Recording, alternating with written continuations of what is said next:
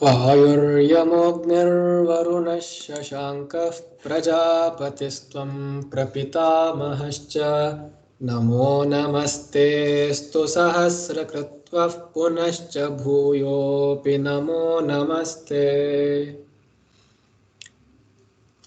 Here are some of the solutions to the exercises 1.1, 1.2, 1.3, 1.4. I'll choose some of these questions at random and I'll give you their solutions. The rest of them should be tried by yourself. And as usual, post your doubts and queries down below in the comments. So let's do the second one. Patra Varnaha. Patra Varnaha. Patra Varnaha.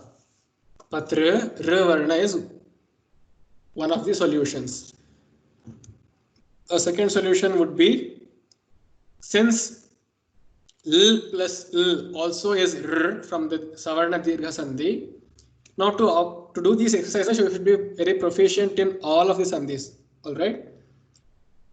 And I can assure you that doing these sandhis, these abhyasas, these 13 abhyasas can really test your understanding of the sandhis, and I promise that they will be sufficient and you can answer any sandhi questions henceforth. Patl or plus L varna is another solution because R can come as a result of two cases. One, the R plus R. Let me just show you that slide. See, the R is a result of two cases. One, this case. The second is this one, L plus L. So it depends on the context that we are speaking. The context here could be probably that the patla is actually a dhatu, patla, and the L varnaha is another word. So patl varnaha, patl plus L varnaha would be patr varnaha. Now this is again an exceptional example. The first one is easy. I hope you have done that. Then let me say dharma dharmau, dharma adharmau, dharma a and a, dharma adharmau, dharma a plus a, it's a, dharma dharmau. Then vedantah, veda antah, veda a plus a, again savarna dirgha sandhi. Sapi, sapi, what will that be? Sa yung api, sa yung api, plus is yung, sa yung api. Why is it not sa and api? Of course it is possible, but here while you're splitting sandhis, it is good to know the meaning of the resultant split words.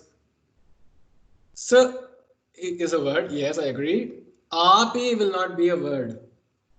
Meaning, api, now we are speaking of external sandhis. So, when you're splitting it as sa plus api, sa yung api, then each of these words, sa and api, have individual fixed meanings. But s and api does not have any meaning. So, that derivation, that conclusion is wrong. So, sa yung api would be the right division. Mahatma, Maha Atma. Now, how do you know if it has a meaning or not? How do you know if a particular word does not exist? Now, that is only with practice. There is no other go. You have to know at least some bit of Sanskritam to be able to perfectly split the words as was meant to be. This is exactly the problem that people face after having read the classical Sanskritam, and when they want to raise to the next level of advanced Sanskritam, being the Vedic Sanskritam, they are not familiar with the words of the Vedas. So for that we will need to go through the Nirukta Shastra, etc. So when you have only after you have done that and you have familiarized yourself with the Vedic words, Would you know how to split a word, split a sandhi in the Vedic context? Now, how will you split this? What sandhi is this? Kr rikaranta dhatuhu. Kr rikaranta. Now, this is a prakriti bhava sandhi because kr, if it was in the dirgha form, kr and then rikaranta dhatuhu, then if you remember the prakriti bhava first case, you will have to change the dirgha variants to the hrasva variants in the purvakshara. Let me show you that. See, you see here, you will have to change the dirgha variants to the hrasva variants. So kr, then rikaranta dhatu. Now the parakshara is rikara. So it is kr rikaranta dhatu. So you have to change the r to the hrasva variant, which is kr. Kr rikaranta dhatu will be the. Now one more thing you would have noticed, the perceptive of you would have noticed here, karanta, kara anta, a plus a yung a, kara anta karanta. That is also true. Now in the second exercise, let's say I choose this 8th one. Ami plus irayanti. Now you would say, oh, this is easy. Let me just say amirayanti. I'll do the savarna dirgha sandhi. I'll just say amirayanti. No, it is wrong. That is, why is it wrong? Can you take a guess? Guess. See, ami is dash. What is it? Ami is a pragrihya, right? Ami is pragrihya. See here, ami comes under the set called pragrihya, and pragrihya comes under prakriti bhava, and prakriti bhava says don't do the sandhis, don't do the natural sandhis that you would have the urge for doing. So retain it as it is and say ami irayanti, ami irayanti without the plus. Just give a little gap and write ami irayanti. Okay. Now let's say, which do I choose? Let me choose this. Ho yung evam. Ho yung evam. Ho is okaranta avyayam. So it is again a pragrihya. Therefore, being a pragrihya, which is one of the cases of prakriti bhava, do not make any sandhis. So don't change it to havevam as the ayadi sandhi. Keep it as it is. It is ho evam. Then now you would have understood the 1.2 exercise majorly deals with one particular sandhi. Let me know which sandhi that is. Gavau rishatah. Gavau rishatah. Is it not? Gavau rishatah. Now, you would say that, oh, the para akshara star begins with r, so it could be the prakriti bhava first case. Okay, I agree, it could be. So you would say, okay, let's just keep it as it is and say Gavau rishatah, because it is prakriti bhava. Keep it as it is, keep it natural. But I would disagree with you that the purvakshara being aukara is not conducive to the prakriti bhava first case. Just go through the prakriti bhava first case. You see, the purvam should be a, i, u, r, r. Only these swaras. But is au an element of this set?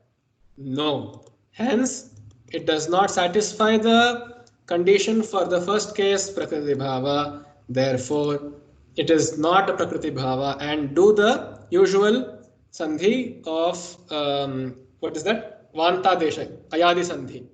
Au changes to av, so it becomes gavav, gavav rishatah, gavav rishatah, gavav rishatah. Now in this 1.3, This is true or false statements, and to correct them, a plus a is equal to a plutaswaraha bhavati. Is it true? No, it is not. Like I said, the Savarna Dirgha Sandhi is not just simple addition. 1 plus 1 is 2, 2 plus 1 is 3. Savarna Dirgha Sandhi says 1 plus 1 is 2, but 2 plus 2 is also 2. And 2 plus 1 is also 2. A is the Dirgha Swara with the Hraswa Swara A will still not give you any Pluta. It will just result in the Dirgha A itself. It will not be a Pluta Swara. Wrong. The statement is false. Anritam Vakyam. Ashuddham Vakyam. Yadiha is split as Yadi Yung Iha. Is it right? The majority of you would have thought Yadi and Iha is right. Yes, it should be right. Because E plus E will still give you E. Yes, it is true if the two resulting words Yadi and Iha made sense. Iha has a meaning. Yes, I agree it is a pada. But does the word Yadi, is it a Samskrita pada? Does it have any meaning? The word Yadi in the Hraswa form, the Yadi has a meaning. Yes, it is true. It means if, Yadi, if. But the word Yadi does not have any meaning. Hence, splitting it as Yadi and Iha would be fallacious. Did you get it? So it should be split as Yadi and Iha. Raja Rishihi ityatra purvam jakaraha j param rikaraha. If you weren't careful, you would notice that the ja, oh yeah, it is the purva akshara. Oh yeah, the rishi, the r is the parakshara, right? No, when you are splitting the word, when you're analyzing the purva, the first word, the akshara which occurs at the end of it. So when you say raja, what is the last akshara you hear? A. So the purva is a, it is not ja. You might see that it is written as ja, but you might have forgotten that this symbol, as it is written here, already includes the akara with it. So raja is the purva is actually a and the para is r.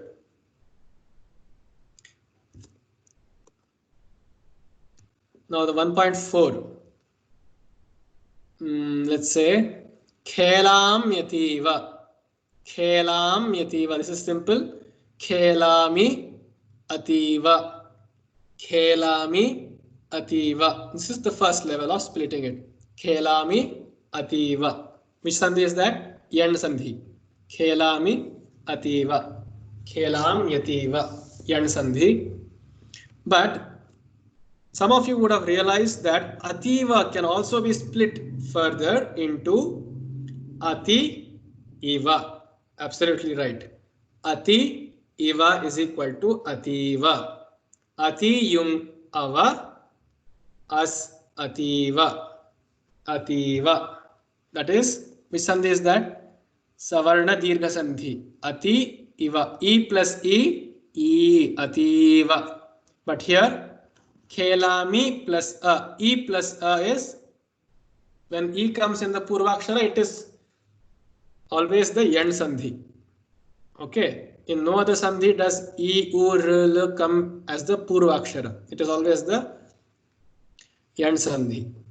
So when you notice where to split the word, which comes by only by practice, and hence the 13 exercises for you to practice, when you notice that ya is present here and it probably seems to be somehow related to the khelami, the verb which means I play, khelami, and ativa, excessively. So when you have that sense of meaning in your mind, splitting the word becomes easier. Now I'll do the 9th one. Lityach, lityach. This is a tricky one. L as the swara, L, not the R. It is the L, the swara L. Yung, iti, yung, ach. L, iti, ach. Lityach, lityach. How is that? You work it out on your rough book. L plus iti is the first step. What will it be? It will change to liti. Same, yand sandhi again. Liti. And then liti plus ach. Liti, e plus a. E plus a turns to ya. Ityach, lityach. So the clue is wherever you have ya, va, la, ra, etc., yand sandhi is probable there. For example, much leshaha, again, yand sandhi is probable. Nadyaha, yaha is there. So these are probable places for yand. This is how you identify yand sandhi. For example, nadyaha, nadyaha, nadi, aha, nadi, aha. Now, is this an internal or an external sandhi? That should always be borne in mind. If it is an internal sandhi, there is no regard for any meaning. So it will be nadi, yung, aha, nadi, yung, aha, nadyaha, e, yung, a, kim bhavati, ya, yand sandhi. So it becomes nadyaha, right? However, when you're splitting the words like this, khelam myativa, it actually splits into three meaningful words called the pada. Therefore, it is an external sandhi, which means when you are operating an external sandhi, the meaning of the comprising words should be clear. But when you're doing an internal sandhi like nadyaha, it is not necessary that you know the meaning of aha or nadi or anything like that. In the next video, we shall discuss 1.5, 1.6, 7 and 8. Dhanyavadaha.